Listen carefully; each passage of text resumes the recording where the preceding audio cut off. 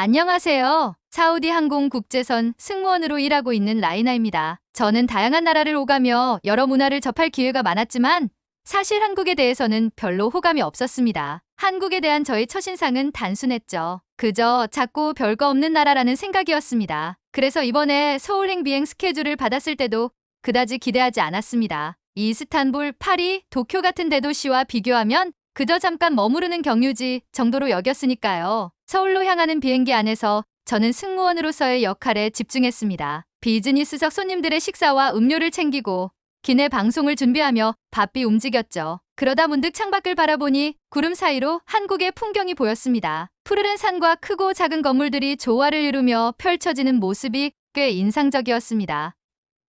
생각보다 괜찮네 라는 생각이 처음으로 들었어요. 비행기가 인천국제공항에 착륙하고 저는 승무원 복장을 정리하며 공항 내부로 들어섰습니다. 첫인상부터 예상 밖이었습니다. 공항은 그야말로 첨단 기술로 가득 차 있었고 모든 것이 질서 정연하게 운영되고 있었습니다. 특히 안내 로봇이 영어와 아랍어로 길을 알려주는 모습을 보고 놀랐어요. 사우디의 국제공항에서도 로봇 안내를 본 적이 있지만 이렇게 자연스럽고 친절하게 작동하는 경우는 드물었거든요. 하지만 더 놀라운 건 공항 한쪽에서 청소를 하고 계신 아주머니에게 고생 많으십니다라고 인사하는 젊은 남성을 본 순간이었습니다. 순간 당황했습니다. 사우디에서는 청소부에게 그렇게 인사를 건네는 건 본 적이 없었거든요. 심지어 아주머니는 고마워요라며 환하게 웃으셨고 남성은 자연스럽게 지나갔습니다. 작은 인사였지만 그 장면은 저에게 신선한 충격이었습니다. 왜 저렇게까지 하는 걸까라는 생각이 들었죠. 호텔로 향하는 길도 순조로웠습니다. 공항철도와 지하철을 갈아타며 서울 도심으로 이동했는데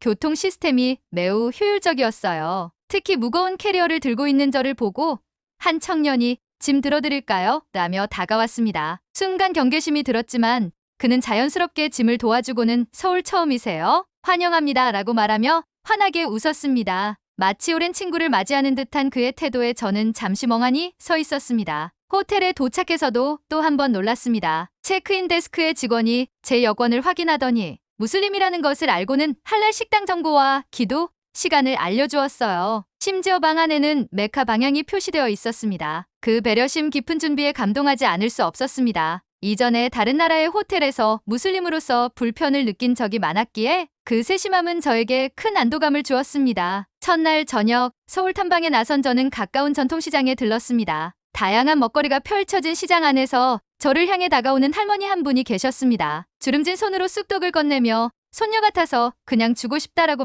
말씀하셨어요. 뜻밖의 친절에 저는 어안이 벙벙했습니다. 보통 외국인에게 낯선 음식을 권할 때 약간의 거리감이 느껴지기 마련인데 할머니의 눈빛에는 진심 어린 따뜻함이 가득했습니다. 그날 밤 호텔 방에 누워 저는 오늘 하루를 곱씹어 보았습니다. 왜 이렇게 사람들이 친절하지? 혹시 나를 불쌍하게 본 걸까라는 생각도 잠깐 들었지만 왠지 모를 뭉클함이 마음 한편을 채우고 있었습니다. 이 나라 사람들의 따뜻함은 어디서 비롯된 걸까요? 그러나 제 머릿속에는 여전히 한국은 그저 작은 나라라는 선입견이 남아 있었습니다. 내일은 또 어떤 모습을 보게 될까라는 기대감과 의문이 교차하는 밤이었습니다. 다음 날 아침 저는 호텔 조식을 먹기 위해 식당으로 향했습니다. 메뉴를 보니 한식과 서양식이 조화롭게 준비되어 있었어요. 익숙한 빵과 계란 요리도 있었지만 저는 왠지 모르게 한식 코너로 발걸음이 향했습니다. 다양한 반찬과 따뜻한 국물, 특히 김치가 눈에 띄었죠. 평소에 매운 음식을 좋아하지 않아서 망설였지만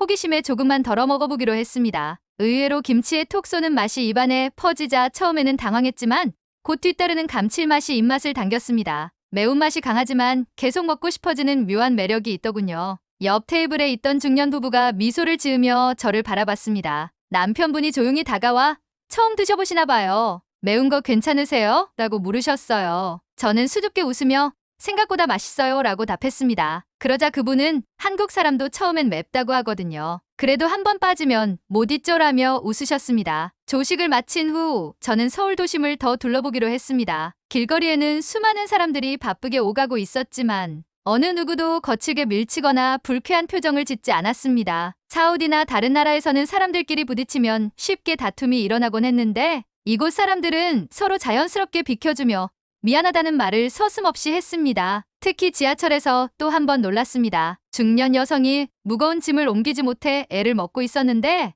한 청년이 자연스럽게 다가와 도와주는 모습이었습니다. 그 여성은 연신 감사 인사를 전했고 청년은 당연한 거려라며 미소를 띄었습니다. 그 작은 친절에 주변 사람들도 고개를 끄덕이며 흐뭇하게 바라보더군요. 서울 시내 곳곳을 둘러보며 저는 이 도시가 단순히 현대적이고 화려한 것만이 아니라 사람들의 따뜻한 배려로 가득하다는 것을 느꼈습니다. 길을 헤매다 근처 카페에서 길을 묻자 직원은 직접 스마트폰 지도를 보여주며 친절히 설명해 주었고 심지어 커피 한 잔을 무료로 제공하며 한국에 온 걸 환영한다고 했습니다. 그 작은 환대가 저를 또 한 번 웃게 만들었습니다. 다시 호텔로 돌아오는 길 시장에서 만난 할머니가 생각났습니다. 왜 그렇게 외국인인 저에게도 따뜻하게 대해주셨을까요? 한국 사람들은 저처럼 다른 문화를 가진 사람을 경계하지 않는 걸까 하는 궁금증이 들었습니다. 밤이 깊어갈 무렵 창문을 열고 서울의 야경을 바라보며 잠시 생각에 잠겼습니다. 이곳은 단지 경유지로 머물다 가는 곳이 아니라 사람 냄새가 나는 따뜻한 도시였습니다. 한국의 매력은 단순히 화려한 관광지가 아니라 사람들 사이에 흐르는 정이라는 것을 조금씩 느끼기 시작했습니다. 하지만 이렇듯 사람 냄새 나는 서울의 이면에 혹시나 숨겨진 어두운 면이 있을까 하는 생각도 들었습니다. 사우디에서 자라며 겪은 문화와 너무도 다르기에 그 진심을 온전히 믿어도 되는 걸까? 의문과 감동이 뒤섞인 채로 저는 잠이 들었습니다. 다음 날 저는 서울의 주요 관광지를 둘러보기로 했습니다. 첫 번째 목적지는 경복궁이었습니다. 화려한 한복을 입고 궁궐 앞에서 사진을 찍는 관광객들을 보며 저도 한복을 입어보고 싶다는 생각이 들었어요. 인근 한복 대여점에서 직원의 도움을 받아 고운 분홍색 한복을 입고 거울 앞에 섰습니다. 전통 의상이 이렇게 우아하고 아름다울 줄은 몰랐습니다. 경복궁 안을 거닐며 저는 사우디에서 자주 보던 황금빛 궁전과는 사뭇 다른 한국의 전통 건축물에 매료되었습니다. 나무 기둥과 곡선 지붕이 어우러진 고즈넉한 분위기 속에서 한복을 입고 있는 제 자신이 마치 과거로 시간 여행을 온 듯한 기분이었죠. 궁 내부 해설을 듣던 중 한국인 가족이 다가와 같이 사진 찍어도 될까요?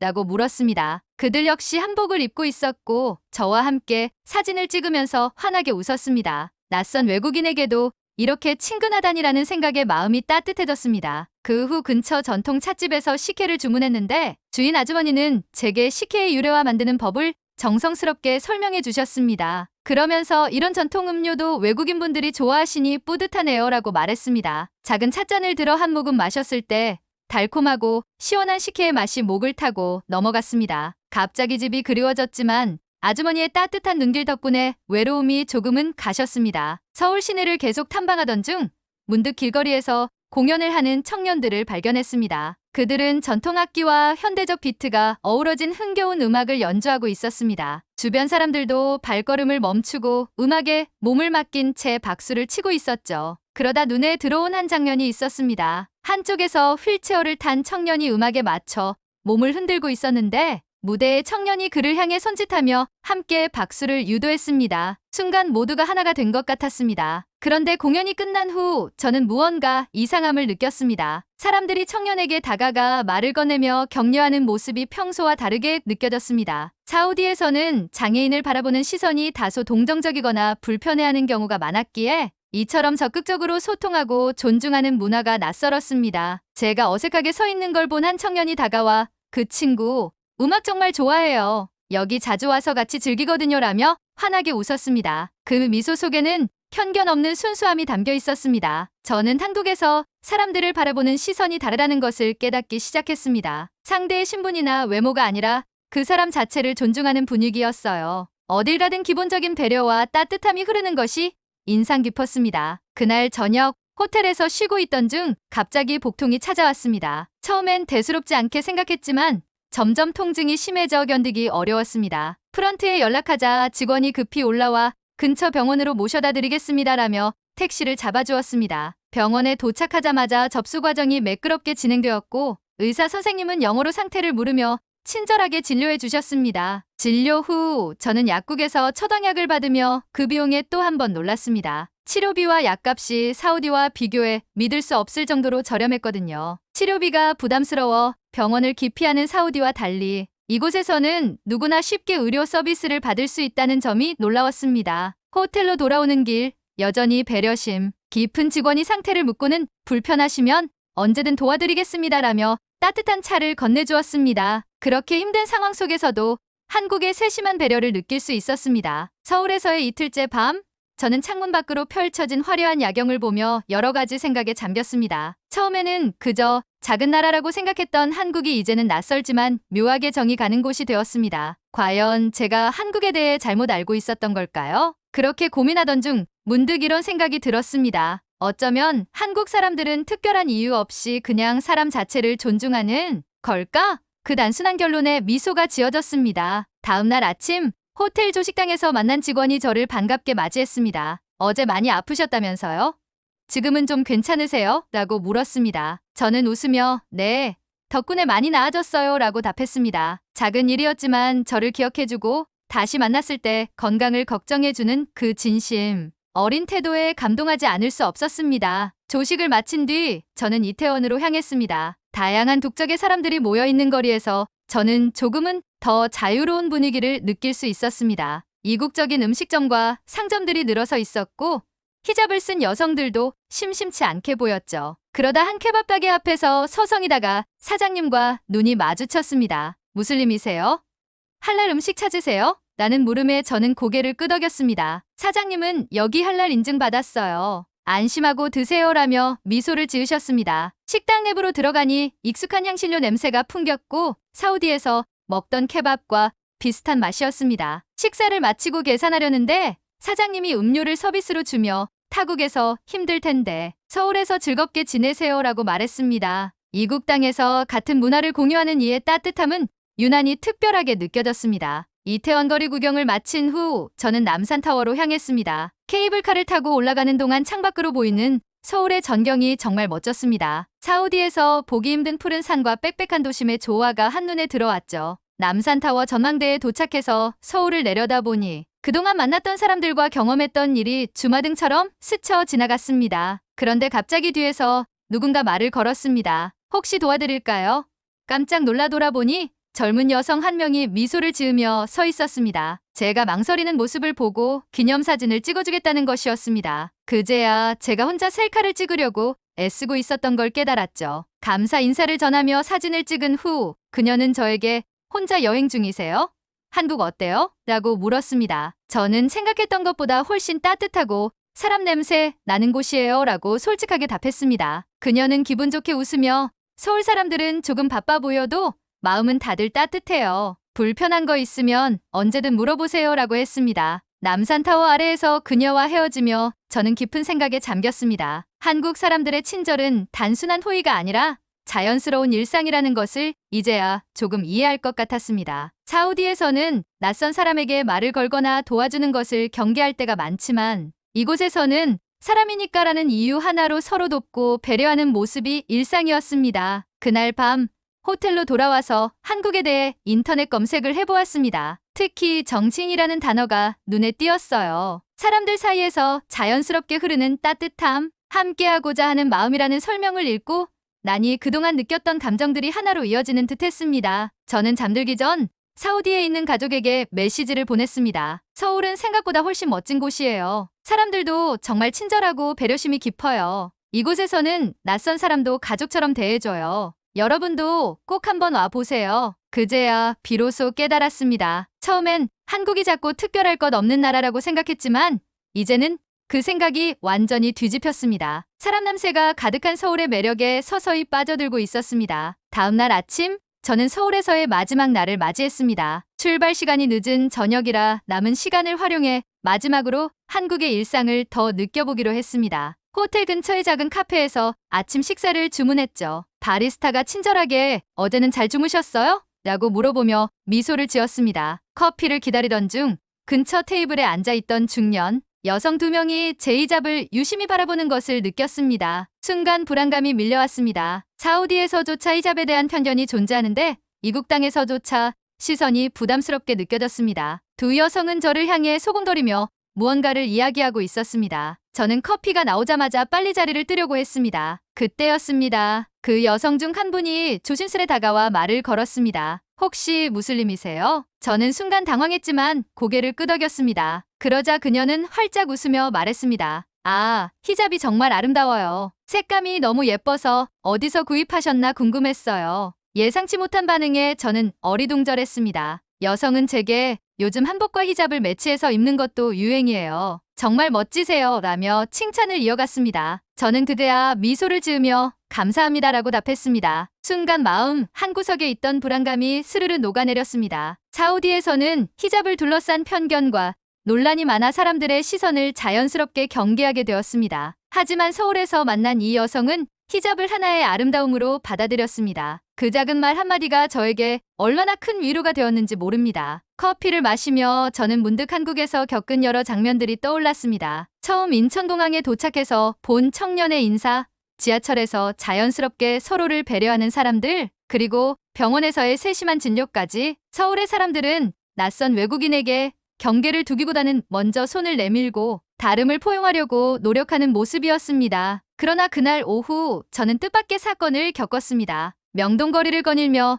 기념품을 사던 중 갑자기 한 남성이 저를 향해 큰 소리로 외쳤습니다. 테러리스트 아냐? 조심해. 순간 주변이 얼어붙는 듯 했습니다. 저는 얼굴이 창백해졌고 몸이 굳어버렸습니다. 갑작스러운 폭언에 눈물이 맺혔습니다. 역시 나는 여전히 외국인일 뿐인가 라는 생각이 들었습니다. 주위 사람들도 그 말을 듣고 저를 바라보았습니다. 불편함과 당혹스러움이 섞인 시선이었죠. 하지만 그때였습니다. 바로 옆 가게에서 나오던 젊은 남성이 그 사람에게 다가가 단호하게 말했습니다. 무슨 소리 하세요?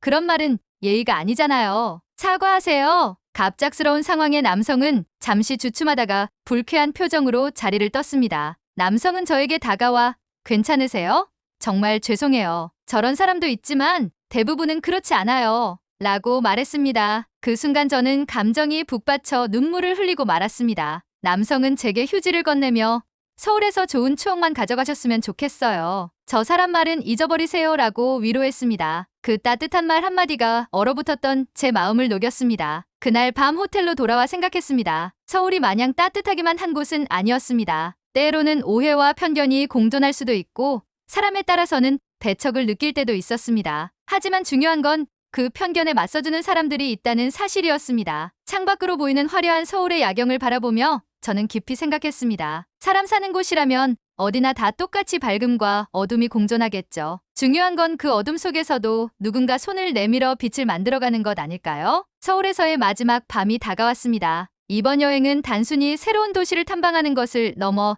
제 자신을 돌아보게 만든 시간이었습니다. 편견에 맞서 싸우는 그 남성의 용기와 히잡을 아름답다고 말해준 여성의 따뜻함이 저를 변화시켰습니다. 다시 사우디로 돌아가면 저는 이곳에서 느꼈던 정과 따뜻함을 전할 것입니다. 한국의 매력은 단지 화려한 한류 문화뿐만 아니라 사람들의 따뜻한 마음에 있다는 것을 알게 되었으니까요. 서울에서의 마지막 날, 저는 공항으로 향하기 전 잠시 남산공원을 다시 찾아갔습니다. 봄꽃이 만개한 공원에서 저는 벤치에 앉아 한동안 풍경을 바라보았습니다. 어제 명동에서 겪었던 불쾌한 기억이 떠오르기도 했지만 그 청년의 따뜻한 위로와 격려가 더 선명하게 기억났습니다. 사람 사는 곳은 어디나 같지만 그 안의 진심은 다르지 않다는 생각이 들었죠. 비행시간에 맞춰 호텔을 떠나기 전 프런트 직원에게 마지막 인사를 건넸습니다. 그동안 자주 마주쳤던 직원이 미소 지으며 말했습니다. 서울에서 좋은 추억 많이 만드셨나요? 저는 고개를 끄덕이며 네, 많이 배웠어요. 이곳 사람들이 정말 따뜻하다는 걸 느꼈습니다라고 대답했습니다. 직원은 그 말을 들으니 정말 뿌듯하네요.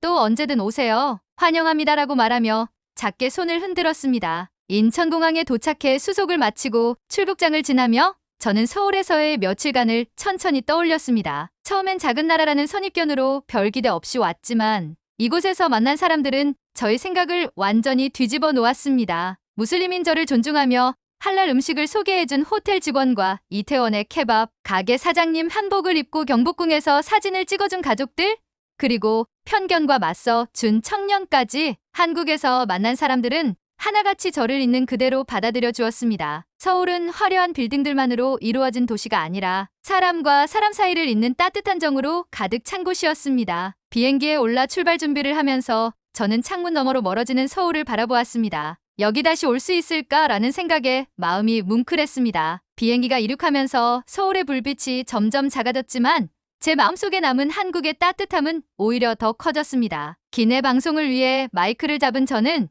아직도 울컥하는 감정을 진정시키려 깊게 숨을 들이마셨습니다. 사우디 항공을 이용해 주셔서 감사합니다. 오늘 저희 항공편은 서울에서 리야드로 향합니다. 편안한 여행 되시길.